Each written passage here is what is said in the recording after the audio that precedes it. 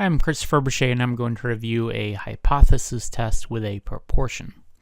Okay, I have an example that we'll get started on. In a group of 371 incoming college freshmen, 25 identified as liberal arts majors. Historically, 5% of incoming college freshmen identify as liberal arts majors. Perform a hypothesis test at a 5% significance level to see if more incoming college freshmen are identifying as liberal arts majors than previously thought. Okay, so we'll get started here. So our null hypothesis is that 5% historically are liberal arts majors. So the null hypothesis is 5%. And that's written like this. For the proportion, we put the big P, and I go and I write the equal to, or in this case, less than, because I always use the inequality with these types of calculations. Now, you'll see some people that do equals, and that's probably fine too, because with continuous probability distributions, whether it is equal to or less than in this case, that inequality part isn't as important. If we're talking binomials, binomial distribution, then it would be a problem. But in this case, it doesn't matter. If it was the alternative hypothesis, you should never have an equal sign in the alternative hypothesis. I have always been taught to do the inequality and to make it, in this case, the right way, I guess. But some people say you can put the equals in here and it's not a problem. The statement doesn't quite look right to me, so I don't do that. So the alternative hypothesis is more. So hopefully I explained some of that. You'll see some people, there's a lot of things in statistics that people either agree with or don't agree with. It's not like algebra where it's much easier to prove something is right or wrong. Okay. So the alternative hypothesis is 0.05. So its P is more than 0.05 right there. And then our P is, 0.05. And then our P hat is that it is, this is kind of tricky. This is where it's not clear, but what we're saying is 25. We need to put a proportion here. So it's going to be 25 over 371. And when you work that out, it ends up being 0.067, and so that is actually our P hat value. Once again, some people do P bar, or you can do P hat, but this is our proportion, our statistic or sample proportion. And then our N is 371. Okay. So we'll get started here with our calculation. Our calculation for our Z value is this. Here's the formula.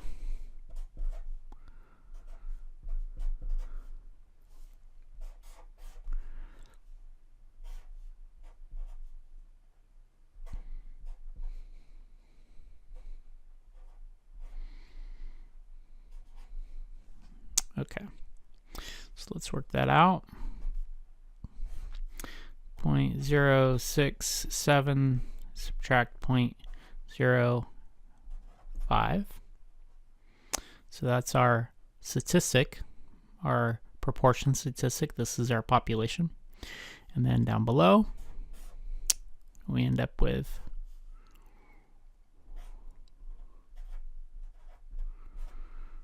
and this is interesting. I already mentioned it once about the binomial, but if this is the binomial, this would be our Q. This is our kind of the inverse of our success. This is our failure. Okay, 371. And we work this all out. or at least most of it, 0.017, 0.01131. I like to go out far sometimes. And then what we're left with when we work this all out is a z-value. And a z-value we can, of course, work with. Now, we can go out far, but it doesn't matter because my table only goes out 2, and most people's also, 2 decimal places. So this is our z-score.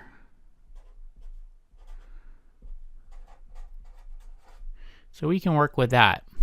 If you've done other hypothesis testing, the z-score should be familiar to you.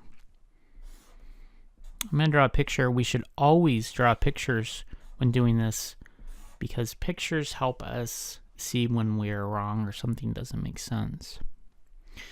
Okay. The direction of the alternative hypothesis inequality always points towards our area of interest, hence our rejection zone. So it's pointing to the right. So I'm going to go and draw the rejection zone on the right. Okay, this is our rejection zone. And we need to also figure out where this rejection zone starts, because otherwise we can't figure out if we're going to reject or not. So our rejection zone starts. Let's see. We are going to go and perform the hypothesis test at a 5% significance level. So a 5% significance level, when we look that up on the table for our z-score, we end up with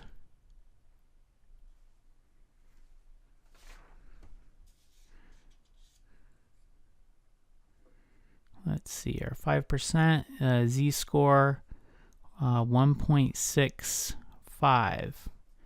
So we have right here, this is what I would call a modified, it's technically a alternative hypothesis z-score table, but I've put annotations in. So I'm going to zoom in and show you some of these annotations. So, and I'll make this table available. If we're, now the top row says confidence intervals. We're not worried about that. This is essentially our betas. So one tail hypotest, 1% no. Two tail hypotest, 2% no. We're not, here we go. One tail hypothesis, 5%. So this is the numbers that go into it. So it's 0.4505 plus 0.5. It's one whole side. And then the beta 0.4505. And then we're left with that 5%, which is our 5% is our rejection zone area. So if we go up, we look at this thing, we have our z-score, 1.65. So that's how that works. Like I said, I'll make this table available. Someday I'll do a video on kind of my annotations. Okay, we're back to where we're at. I believe the number we found was 1.65. So 1.65, and that is at alpha of 0.05 or 5%, right? Okay, so that, I'll scoot up here. This is the essentially the beginning of our rejection zone. Now, if we just move out from this area and we have to place our z-score is going to fall in the beta area, not the alpha area. Hence, we're not going to reject. So, what that means is it is going to, our answer is going to be do not reject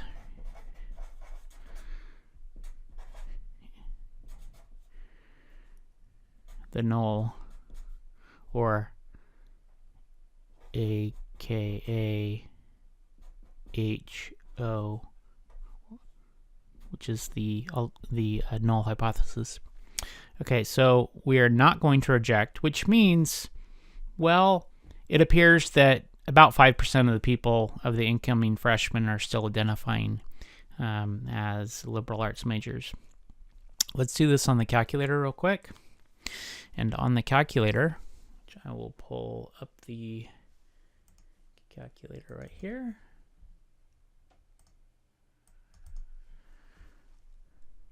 On the calculator,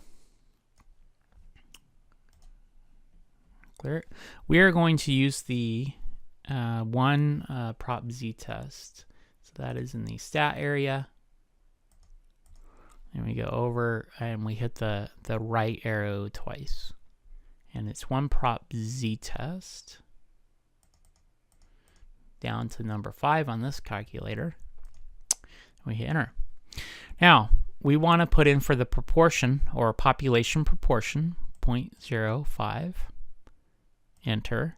Now, this x is not a proportion, is the success that we are anticipating. So it's a number.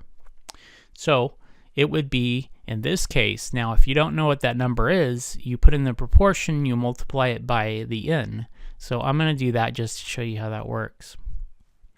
So in this case, we are looking for, we actually don't have the proportion right off the bat. Let's say we don't have the proportion, then we would, let's look at it 2 different ways. We can put in this case, we're given the 25, so we could put in 25, which would be fine. Or what we can do also is we can, if we're given the proportion, we do point, in this case, the proportion is 0.67, right? It's right here. We can do 0.67 times 371.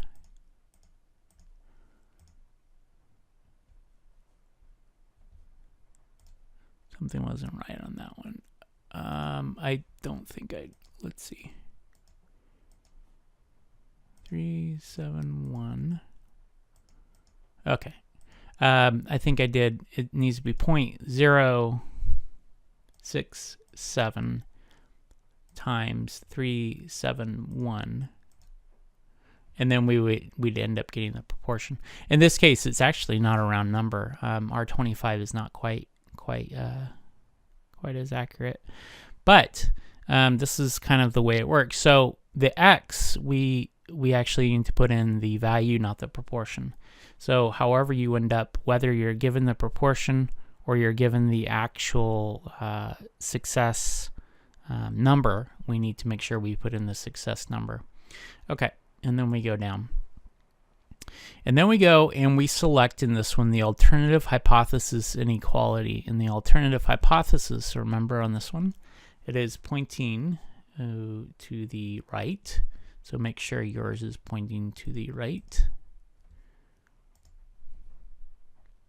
And then we go down. Okay, so we have everything looks good.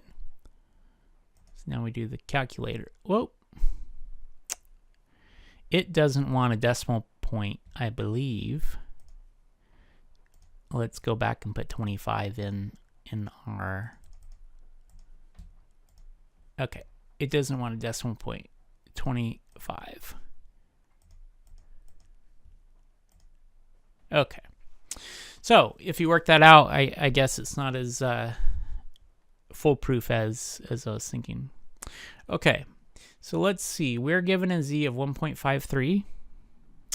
So it's a little different on this table. That's interesting. But our p-value, 0.062. Let's see, 0.062. So this is another way that you can actually go and figure out whether you need to reject or not. Our p-value is 0.062. So it is greater than 0.05. So you would not reject with that p-value. Remember, if the p-value is greater, if the calculated p-value is greater than the critical p-value, then you do not reject. And if it is smaller, what it means is we're willing to accept that level of risk that we're wrong. So we reject. So in this case, we end up with the z of 1.53. And we have 1.50. still puts us in the do not reject. And in that case, our answer is still the same.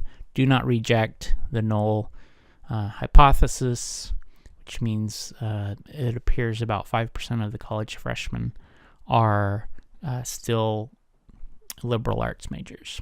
Thank you.